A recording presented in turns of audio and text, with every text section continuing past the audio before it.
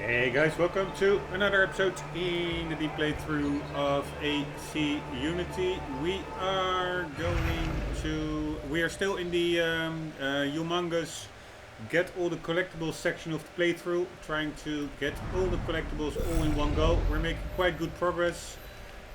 This whole section of the map is cleared, this northeastern part is cleared, and we are now, we did find everything here in this episode. We will be clearing the found collectibles in this area. This is HUD Ventre de Paris, and then afterwards we will be starting probably in the same episode if I clear this quickly. In this episode we will be starting with this one, and then we have two others to do, and these three are mostly fully untouched, so we have to find the only thing I did in these areas was open up the viewpoint, so any chests, the green chests, they don't count towards 100% completion. They are just some extra chests from an old AC Unity mobile app or something. Any other chests that are here, yeah, I think they appeared because I may have run around here a bit or something. But it's mostly, I didn't pick up any chests yet. So that are three that are left to do after we cleared out this area, which we will be doing right about now. We are on the viewpoints, and let's start from the north and make our way down. So we are going to go down, and then we will be making our way north towards the in the little street over here, and then towards the end we will be going left up on the building, up to the building. Here we go.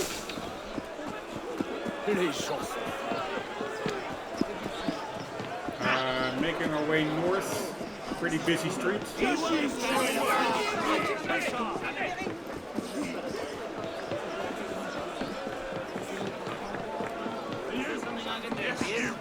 We saw you in the march. What do you say? You weren't cheering. Hey, Right, I think right about here.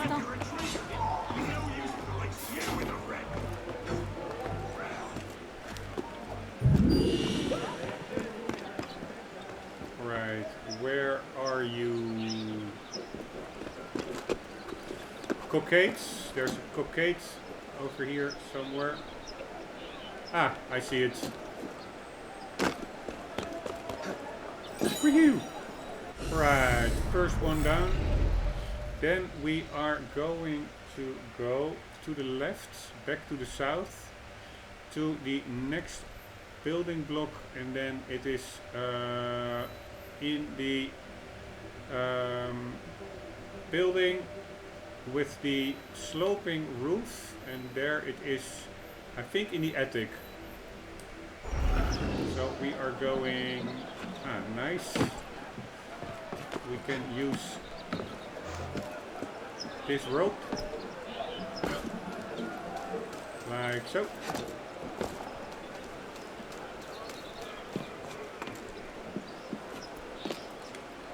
No, I want to jump in the window. God damn it, Arno. How hard is that?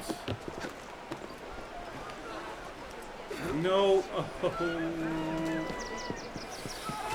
If it goes wrong, it can be so annoying. If it doesn't, yeah, like so. So I don't even need to push. That's oh my god. He's so finicky sometimes. But anyways, I don't even need to push the A button. Oh my god. Oh, hello. Right, I don't even need to push the A button. I just need to direct towards the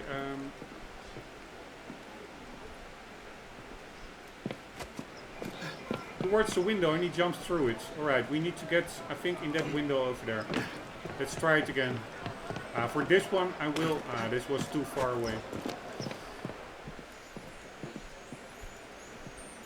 Where is it? I hear it loud and clear. Alright, probably a little bit down. No. What am I overlooking? Am I... Oh. Am I this retarded? Ah, here it is.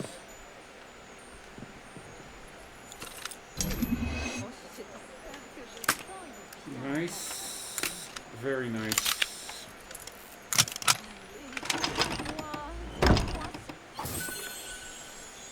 Alright, for the next one, we are going south again, and then on the first little standalone building after this building block. So that would be over there.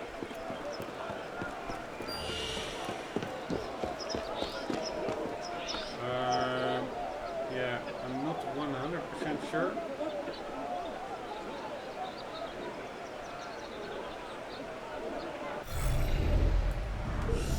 It's that one? Yes, it is that one. See on your side. Tell me.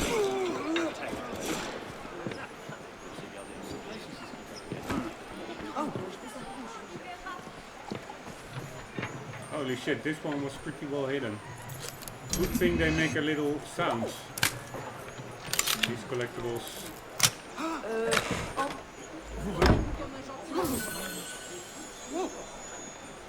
Sorry guys, don't mind me. Just on my way. Alright, we are up for the next one. Let's, what shall we do? This one is below ground, by the way. This is in the middle. Let's now go east way. So we are going to go back to the church where we actually came from. And there is one inside actually. Wasn't aware you could access this one. And there's one Cockades on the right side.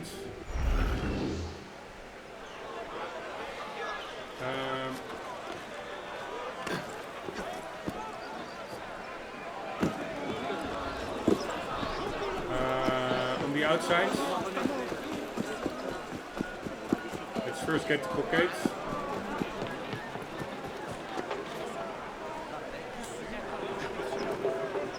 Oh my man, what are you doing?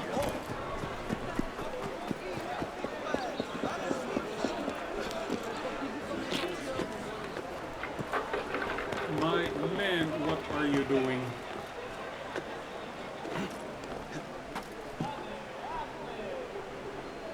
Right, I hear it. I don't see it. The Cockade, where are you?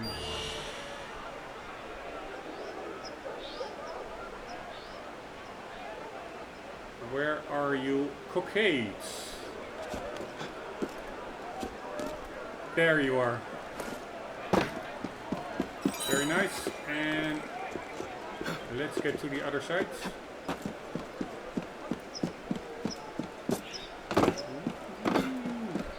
Why wouldn't he slide?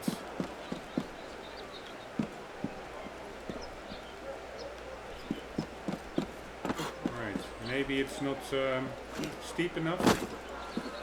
Right, but I think that chest is supposed to be inside.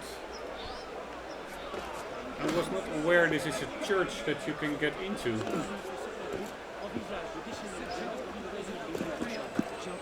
Quelqu'un peut-il me dire ce qui se passe? Non, ça n'a rien de suspect. I hear a chest.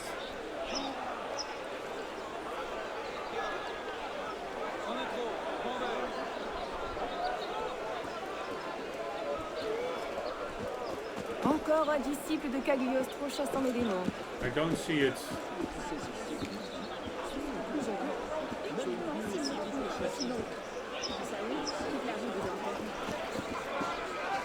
Maybe it's over there.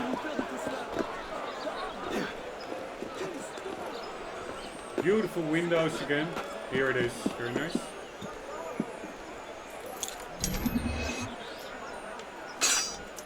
Alright, let's brute force this.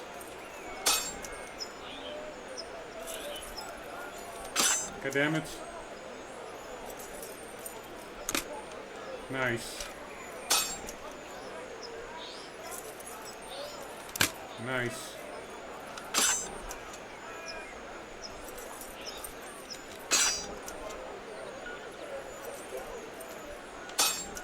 Come on. Alright, I have now like random muscle spasms. Totally out of flow. Getting a little bit closer. A little bit closer. Same. Bad. Worse. Even worse. Come on. Yes, very nice.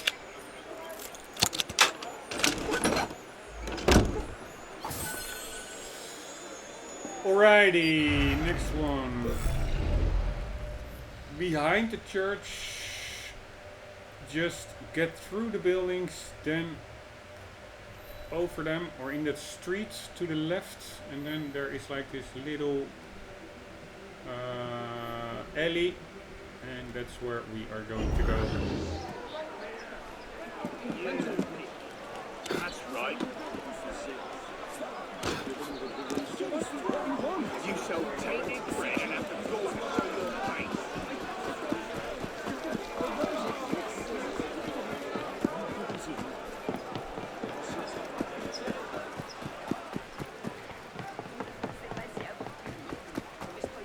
Alright, I'm not sure if I'm going in the right direction, but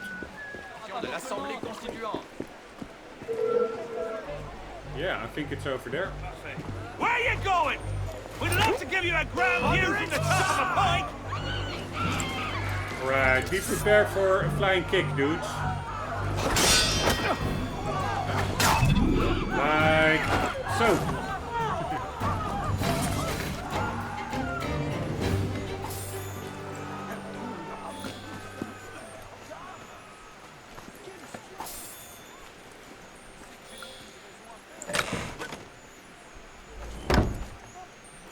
By the way, 1 second guys, I have to close some windows.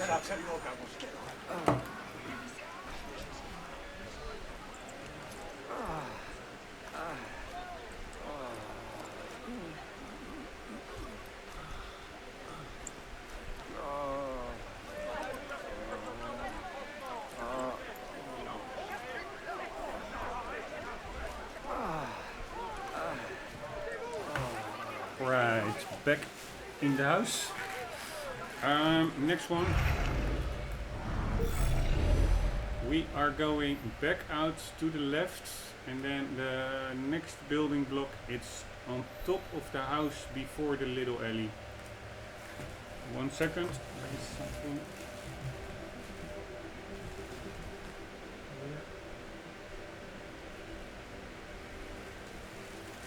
On the ground, a little dirt thingy. Here we go. Oh, wrong button. So it was left, and then the next building, which I guess would be this one, and then before the alley, that's over here, I guess. Let's look.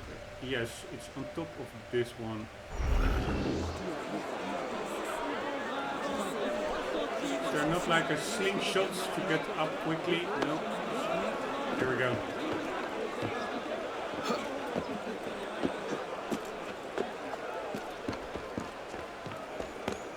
Very nice.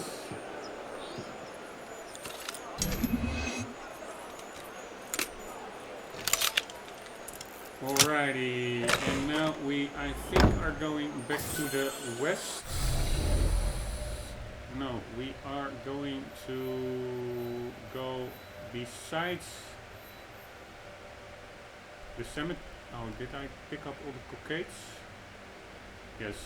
We're going to go to the building block besides the cemetery over here. Cimetière des Saints Innocents. get into the courtyard, and it is to the right. So let's do that. I'd say it would be over here. There is the cemetery. Any hay bale to jump into? No.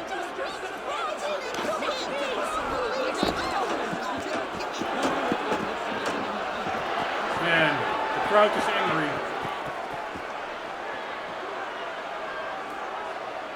Still amazing, the amount of NPCs.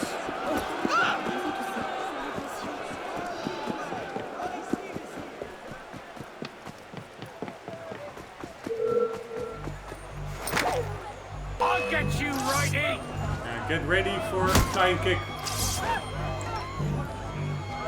Good. Right. Not sure why he's fleeing. Oh shit! What an asshole. He is dead. You won't shake me, you fool! Flying kick. You're all my scarce, you hear? Stick him from the side! God, hell, Flying kick. Flying kick. Everybody gets a flying kick. And you get a flying kick as well.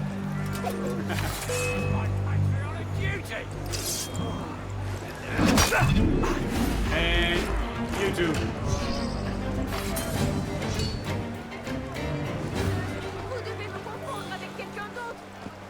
That was pretty funny.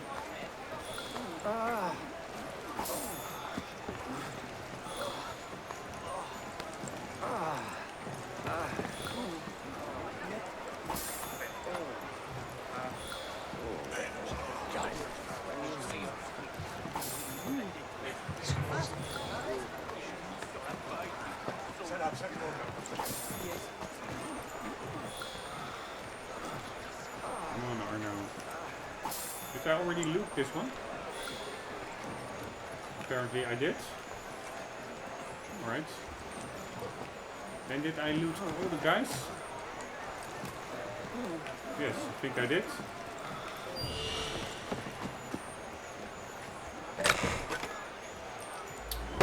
Alright, next one.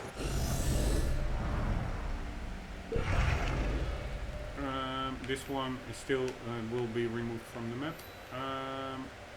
This one was actually, I think, below ground.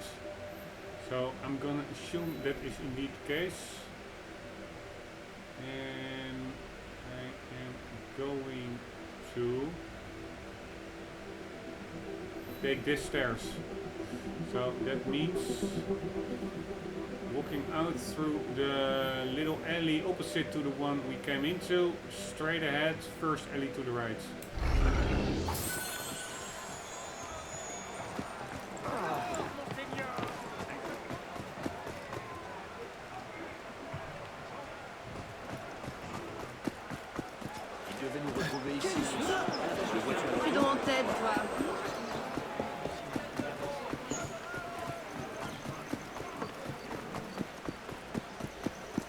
There we go.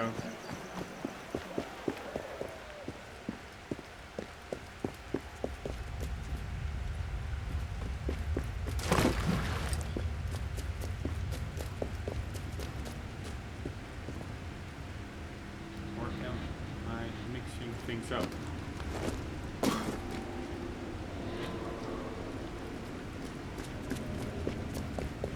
Because we're now going... Yes, I hear a chest. Nice. Thought we were going way too far already, but we're still good.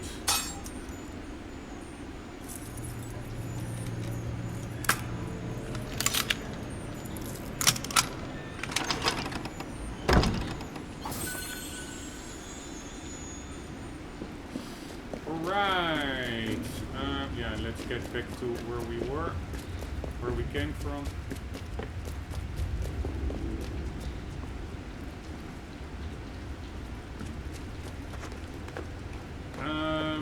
this...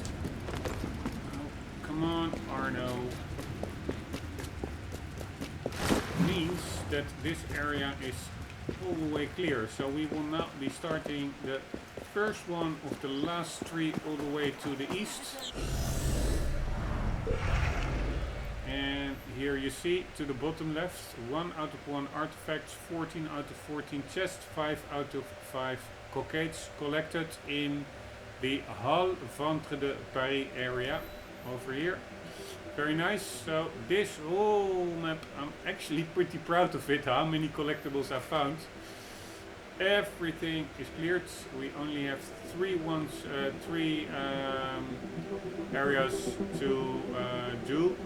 I still remember when starting out over here, I was like, man, this is a lot of work. And it indeed was. But yeah, we are making progress. Alright, so we are going over here. I think this is actually the Louvre. We will also be reading up now any database entries on landmarks in the area that we will be exploring. And let's do that now. We will start with this one, which seems to be the easiest. It's a wide open area over here. Then we pick this one, and this will be the last area we will have to clear.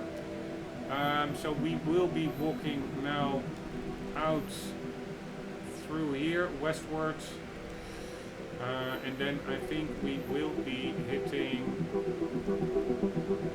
this. I already found one below ground. That's good. Is this one? Yeah, that one is below ground as well. That's also good. I can check this stairs. Sometimes really stuff is below ground. Like for here as well. A lot of stuff below ground here. There's also an entrance over there. Not sure what's up with all these entrances below ground here. I see a port here, one over here, one over there. So it will pay off to check the embankment. Also the stairs. And to where does this one run? To this first row of apartment blocks plus the Louvre. So we will be going west. We will first be hitting the Louvre, I guess. Let's read up on the database entry. Right, nothing here. Oh, there's no database entry for the Louvre, or at least no active links to it from here. But there is for Palais de Tuileries. Originally a separate palace, Tuileries was united with the Louvre Palace by Henry IV. The original Tuileries was the result of a caprice of Catherine de Medici, a caprice, I'm not sure how you pronounce that word, who found the Louvre too big, too cold and too crowded. She turned her attentions to a former tile factory on the other side of the ditch, which she would transform into the palace of her dreams. Since the land was vacant, there was no one to expropriate. Posh, person's word, meaning forcibly turf out. Over the centuries, the Tuileries Gardens would become much like an amusement park, the highlight of which came when Jacques-Alexandre César Charles launched the world's first hydrogen-filled balloon there. 400,000 people filled the garden, embankments, roofs, and plus Louis XV. The entry fee was 3 sous. 9 years later, the mood was decidedly less friendly to Louis XVI. When he... 1 second. And his family had to take refuge in the Salle du Manège, having escaped a mob of insurgents who invaded the Tuileries on August 10, 1792. So 9 years before this, there was no date here, but 9 years, that would be 1783, was when the first hydrogen-filled balloon was launched from there. Who invaded the Tuileries on August 10, 1792, a revolutionary day that brought the monarchy's downfall. What was once Queen Catherine's park had become the Republic's melting pot.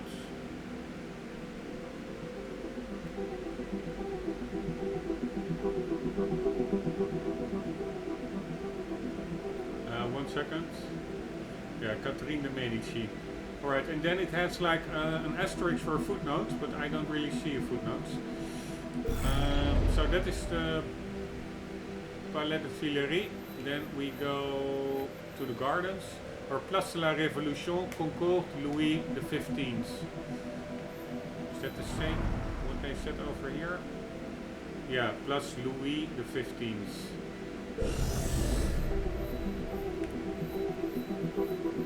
God damn it. Located at the very heart of Paris, between the Champs-Élysées to the west and the Jardin des Tuileries to the east. The Place Louis XV was built in honor of the king in 1772. Its purpose was to evoke royal omnipotence. That's quite an intimidating brief to get. We would like this building to evoke royal omnipotence. Right, royal omnipotence. So is that like royal incontinence? No, it's absolutely not like that. No, of course not, no. So do you mean like royal impotence? Is that it? Not exactly, to be honest. I think we're going to need some new builders. It was the scene of the tragic festivities surrounding the marriage of the Dauphin, the future Louis XVI, and Marie Antoinette, in which, according to official figures, 132 people were trampled during a fireworks display. 23 years later, Louis XVI was executed in the same plaza, now called the Place de la Révolution. Marie Antoinette followed a few months later. The guillotine was installed at the Place de la Révolution permanently from May 19, 1793 until June 13, 1794. Holy shit, more than a year long. In these 13 months, some 1,500 men and women would lose their heads. Crazy. Absolutely crazy. That people can get lost in some kind of a collective psychosis and murder spree. But anyways,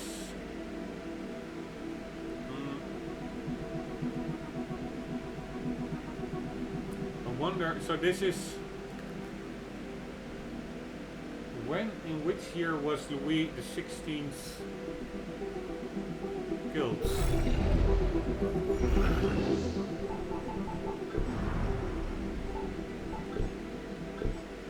See if he is here. Here he is. Louis was never meant to become king, but his father died in 1765, followed by his two older brothers. When his grandfather Louis XV died in 1774, he came to a throne for which he was ill-prepared. Louis and his wife would fail to provide France with an heir for 7 years, to the derision of the French people. Even the celebration of their wedding day would end in tragedy, with the death of 100 Parisians following a stampede at a fireworks display. Alright, here it says 100. And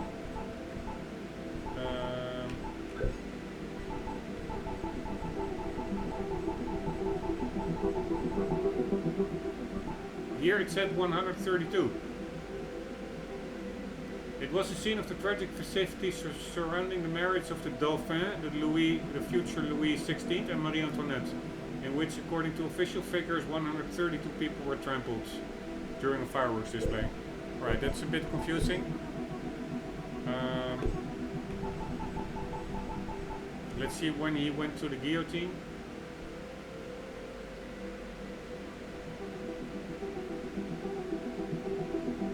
An indecisive man, in the words of one deputy, the king spent his whole life saying each evening that he was mistaken that same morning. As his younger brother, the future Charles X, would say, not without irony, trying to get Louis to hold to a position was like trying to hold greased billiard balls together. Man, did they have billiards in that time already? It's pretty funny. Amazing that phrase never caught on, really. But then trying to get a phrase to catch on is like oiling a hammer and expecting a cat to marry it. You can use that one if you like. His 19-year reign would become increasingly agitated since the court was incapable of reform. Louis XV had merely covered up the nation's problem without actually resolving anything. His heir wished to be called Louis the Severe, to contrast with the permissiveness and the debauchery of his grandfather. But as far as public opinion was concerned, he would be Louis the Weak. Alright, so is that then Louis the 16th or that's Louis the Severe that was called Louis the Weak?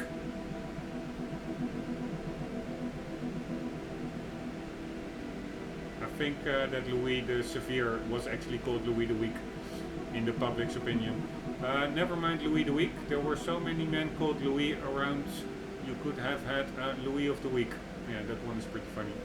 What decisions he actually managed to make turned against him. The war with England to support Franklin Washington would ruin the kingdom, and by 1789 debt-ridden France had reached a state of virtual bankruptcy. This situation was exacerbated by the trade treaty with London. The British were way ahead of the French technologically inundated France with their industrial products, spelling ruin for French artisans. Some of these products would even be used in the revolutionary riots. While food shortages were due to bad crops and weather, those who were hungry blamed them on the rich. Meanwhile, pampered and pensioned in Versailles, far away from their roots, the nobility had become another adversary that would further undermine the system.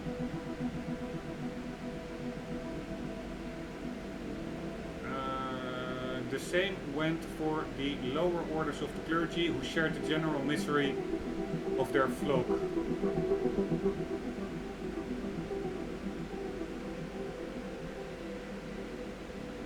Alright, 1 second. Who is against who? While food shortages were due to bad crops and weather, those who were hungry blamed them on the rich. Alright, so the poor versus the rich. Meanwhile, pampered and pensioned in Versailles, far away from their roots, the nobility had become another adversary that would further undermine the system. Yes, an adversary towards the rich? No, because they themselves are rich. So another adversary to the poor. But then they say, the same went for the lower orders of the clergy, who shared the general misery of their flock. Yeah. So is this also, it says the same went for, so it is assumed this is also the clergy who is an enemy to the poor. But then it says the same went for the lower orders of the clergy, who shared the general misery of their flock. So why would they be enemies? They share the same fate, the poor people and the lower order of the clergy. So I'm not sure whether the clergy now is actually against the rich or also against the poor. But let's assume they are all, so the rich, the nobility and the lower clergy, they are all opposed or enemies to the poor, so to say, who don't have anything to eat. That's at least how I interpreted it now. The king didn't see it coming. The nobles would bring about a revolution to which they would fall victim. No, here it says the nobles themselves actually are also against the rich, so against the king. So you have the poor people against the king, or they call it the rich in the first sentence. Then you have the nobility that was totally alienated from their roots, who also would undermine the system. And then you have the lower orders of the clergy, who were in the same bad situation as the poor, hungry people, who also undermined the system, just like the nobility. So actually the poor, the nobility and the lower class of the clergy revolted, so to say, I think, against the system, against the king. But then, of course, if the revolution really went up to steam, the nobility themselves would also all be killed. So it's indeed very short-sighted of the nobility. They brought about their own fall, so to say. Alright, that's my interpretation for now. In summer of 1791, with the revolution heating up, Louis approved a perilous plan to secretly flee from Paris to the supposedly loyal troops in the east. The royal family's arrest at Varennes would spell the end of absolute monarchy. On August the 10th, when the grounds of the Tuileries were invaded, that's the palace that we are now will be exploring. Louis took refuge in the National Assembly, but the damage was done. Shortly thereafter, he was stripped of his power, arrested, and sent to the medieval fortress of the Temple, and from there to his doom. Yeah, so his trial was brief and ultimately only for show. Witnesses who testified in his favor were massacred in 2 instances, while the documents that could have proved him innocent were not passed on to his defenders. In short, it was a travesty. The judges had all but decided on the verdict from the onset. The absolute monarch, who didn't even reign over his court, was influenced by all those who surrounded him. What should I do? He asked the reactionary French writer Willy Varro in September 1789. Act like a king, came the reply. If only. Louis, who had a passion for geography and great exploration, and whose hobbies were locksmithing and carpentry, was simply not cut out for the job. In my experience, you should never trust a man who lists his hobby as locksmithing. Alright, but anyways, totally unfunny comments splattered around in those footnotes, in my view. He's actually, from this I take it, and also from what I read on Wikipedia, he's actually quite a tragic figure, King Louis XVI. I don't think he was all bad. He actually conceded a lot to his people. Of course, he did try to flee the country, but probably just out of self-preservation. But I don't think he was all bad, and I think it was actually better under such a moderate, let's call it weak king, than under like a total authoritarian lunatic like Robespierre, who sent everybody to the guillotine. But that's just a layman, superficial impression that I get from reading this. But now there's still one thing that I was curious about. And that is, in which year, 1792 or 91, that he went to the guillotine. So that is 16 guillotine. Oh, actually 1793. 21st January 1793, and Marie Antoinette, probably same year, a couple of months later.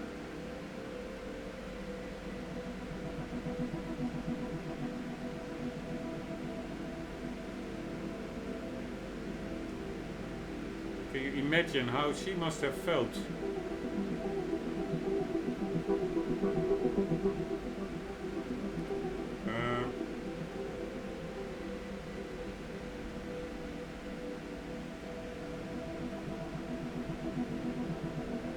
9 months after the execution of her husband, the former King Louis of France, Marie Antoinette follows him to the guillotine. Alright, so I think her husband, Louis XVI, was in January.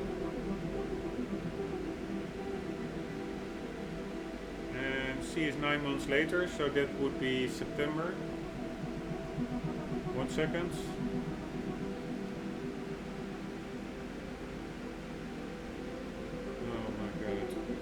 Oh my god, those cookie pop-ups.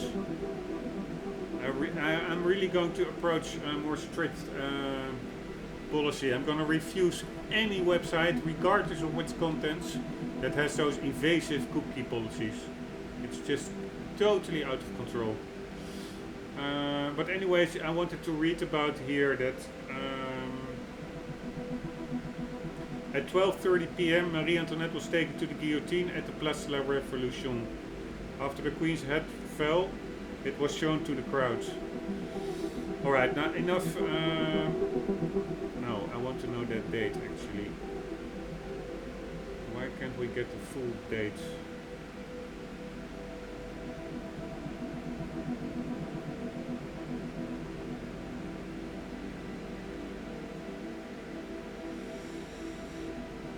October 16th, 1793.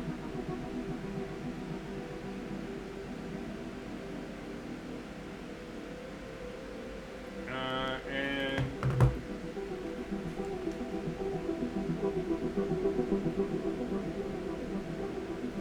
Louis was 1793 as well. Alright, anyway, sorry, I got a bit carried away on the stuff, but can you imagine how she must have felt that she knew that the king of the country was simply decapitated?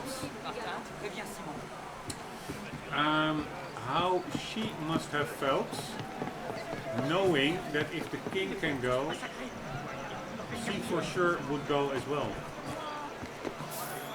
And yeah, sitting 9 months in a jail, waiting for the guillotine. It's not the funnest in the world, I would say. Alright, we are going over there. I think that is the Louvre.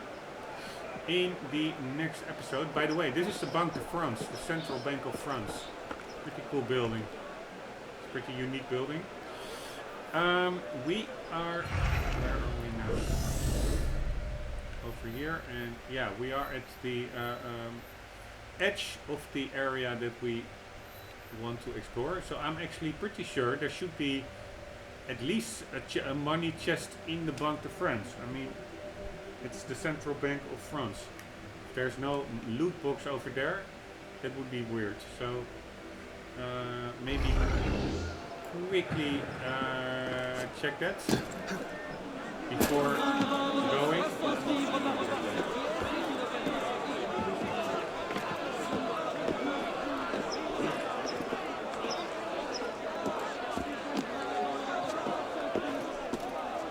Alright, we are now on the roof of the Banque de France. Is there anything here?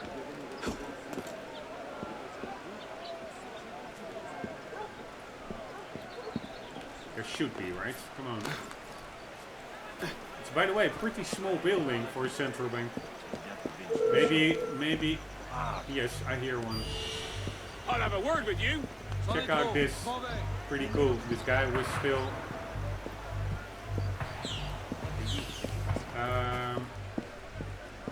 a knife or a sword in his chest. Anyways, first one is found. There we go. Banque de France. So that's good. Anyways, we will be exploring this area in the next episode. Guys, hope you enjoyed. Hope to see you in the next one. And for the meantime, do not forget, always do keep running. See you later.